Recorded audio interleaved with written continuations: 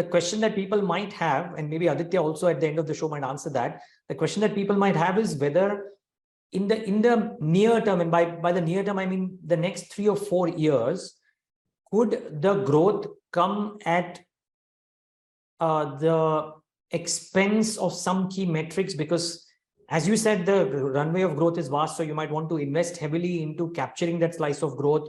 And therefore, could it, even if the growth comes in at a breakneck pace or the long-term averages, could it come at the expense of some key metrics because you are investing heavily?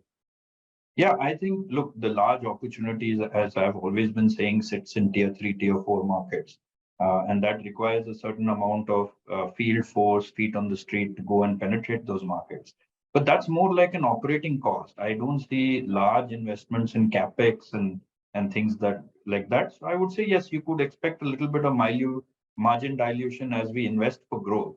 But, I don't see heavy leveraging of the companies or, very large capex footprints coming about. But yes, you will see some dilution as we invest into tier 3, tier 4, which has been terribly underserved, and at least for us is a huge opportunity.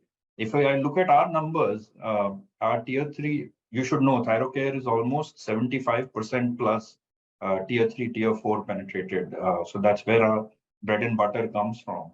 That market grows at 2x the metro growth, so for us, that is certainly something that has been helping us demonstrate the growth that we've been seeing.